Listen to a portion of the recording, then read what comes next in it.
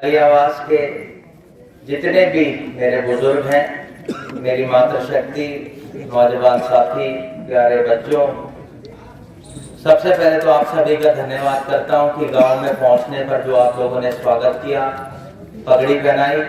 मेरे दादाजी स्वर्गीय राव बैस सिंह हमेशा एक बात कहा करते थे कि पगड़ी से बड़ा कोई सम्मान नहीं, और आपने यहाँ पहुंचकर जो पगड़ी पहनाई है, मैं विश्वास दिलाता हूं कि इस पगड़ी के ऊपर कभी कोई आंच नहीं आने दूंगा।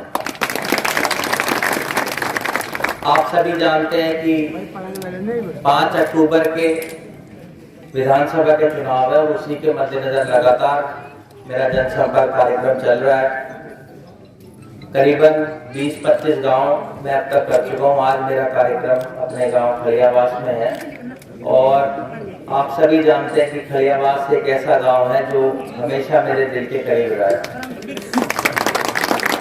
2019 के चुनाव में भी जब विपरीत हवा चल रही थी, आप सबको याद होगा, मैं तब भी एक बात आपसे कहकर गया था कि आप लोगों ने मेरे दादाजी स्वर्गीय राव बैस सिंह जी को पहली बार में विधायक बनाया, मेरे पिता कैप्टन अजय यादव को पहली बार में विधायक बनाए, और मैंने एक बात कहकर गया था कि मुझे पीछे मत रहने देना, मुझे भी पहली बार में बनाना, मुझे भी पहली बार में बनाया, इसका एहसान मैं अपने जीवन भर में निकाल सकता।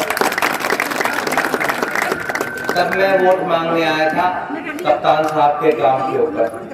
आज मैं वोट मांगने आया हूँ कप्तान साहब के काम पे तो मांगी है, पर पिछले 5 सालों में मैंने आपके हर मुद्दे को विधानसभा में भी उठाया, विधानसभा के बाहर भी उठाया।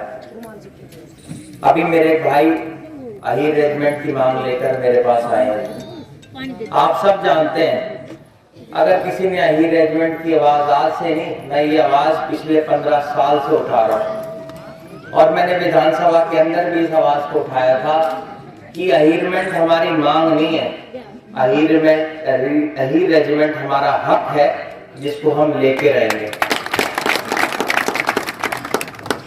आप देखो, मैंने तो हमारे जो विपक्ष के नेता है उनसे कहा है और उनसे लिख कर लिया है, हमारी सरकार जैसे ही हरियाणा में बनेगी, हम हमारे सदन से पास करके अहीर रेजिमेंट की मांग को लोकसभा में भेजेंगे पास करवाने के लिए। तो मैं आपको आज वादा करके जा रहा हूं कि इसको सदन में हम लोग हमारे यहाँ पास करवाएंगे और वहां भेजने का काम करेंगे। आप लोगों ने 10 साल बीजेपी के भी देख लिए और 10 साल आप लोगों ने कांग्रेस के भी देख लिए।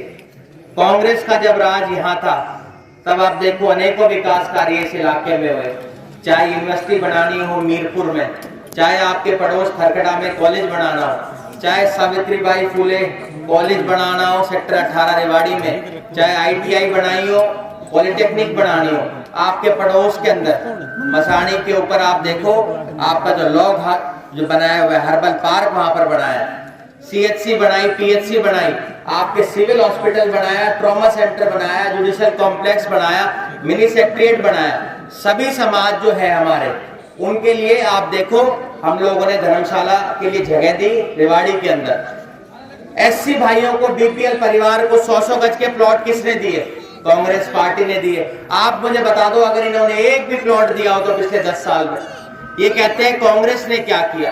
कांग्रेस पार्टी ने इस देश को बचाने में, इस देश को आजाद कराने के अंदर किसी की भूमिका है तो वो कांग्रेस पार्टी की भूमिका है, इसको कोई नहीं झुकला सकता। आप देखो, कांग्रेस पार्टी जब सत्ता के अंदर थी तब उसने अनेकों कार्य इस इलाके के अंदर कराए। बीजेपी 10 साल से यहाँ पर है, इन्होंने क्या किया? इन्होंने भ्रष्टाचार किया, महंगाई फैलाई, बेरोजगारी फैलाई। आज आप कहीं भी चले जाओगे आपको बेरोजगारों की फौज नजर आ जाएगी। और इन्होंने एक काम और किया, क्या किया? नोटबंदी। हमारी नोटबंदी में फायदा हुआ, नुकसान हुआ? भाई प्रेस वाले सुन लो, एक भी माता बहनों को बता दे भाई नोटबंदी से फायदा हुआ तो। सबने थोड़े थोड़े रखे हुए थे, सारे ले गए ना। मोदी जी ने सारा काला धन निकलवा लिया। मोदी जी कहा करते थे ना कि काला धन वापस आएगा। आप बताओ, हमारी माताओं बहनों के पास क्या काला धन था? ये आपकी कमाई थी इतने सालों की जो आपने छुपा के रखी हुई थी। मेरा पाट गया बाद में। भाई कुछ तो ऐसी मेरी माताएं बहनें थी जो घर में बता भी नहीं पाई। बोली बताती तो डांट पड़ती घर में, मैं तुमने इतना जमा कर रखा था बताया नहीं। तो ये एक ऐसी सरकार है जिसने हमेशा हमें लूटने का काम किया है। क्या कहा था, हर खाते में 15-15 लाख आ जाएंगे, आया माजी कुछ? 2 करोड़ रोजगार देने की बात करते थे, आज क्या हाल है रोजगार का ये आप सब जानते हो। ये सरकार एक ऐसी सरकार है जिसने हमें ठगने का काम किया। अग्निवीर योजना लेके आए, आप बताओ हमारे बच्चे सब ज्यादा फौज में जाया करते थे, जब से ये योजना आई है तब से बच्चों ने फौज में जाना बंद कर दिया। अरे कैसे जाए, 4 साल के लिए कौन जाएगा? सही कह रहा हूं ना? तो मेरी तो आप लोगों से ये बात कहने की है कि याद रखो कि किसने आपके लिए किया है। कांग्रेस पार्टी आप लोगों से 5 वादे कर रही है। हमारी सरकार जैसे ही हरियाणा में बनेगी हम आपसे 5 वादे कर रहे हैं। पहला वादा जो कर रहे हैं वो ये कर रहे हैं, हमारी सरकार जैसे ही हरियाणा में बनेगी आपकी बुढ़ापा पेंशन 3000 से सीधा बढ़ के हो जाएगी 6000 रुपए महीना।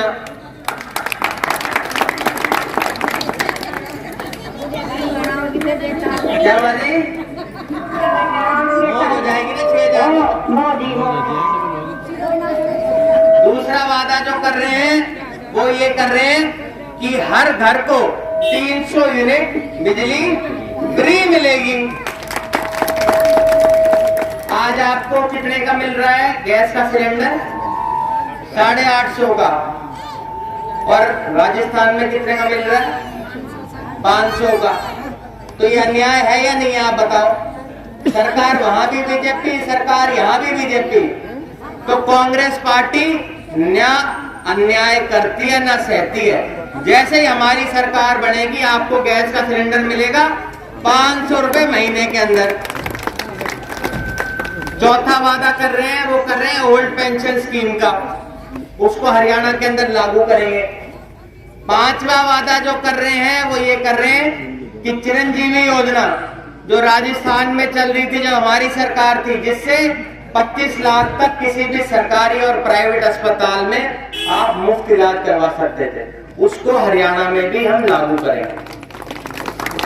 तो आप सभी का मैं धन्यवाद करता हूं और विश्वास दिलाता हूं कि इसी तरह से हम कांग्रेस पार्टी आपके लिए काम करेगी। एक बार हम नारा लगाए, बटन दबेगा, एक बार ऐसे हाथ, बटन दबेगा, जात पर ना जात पर ना पात पर।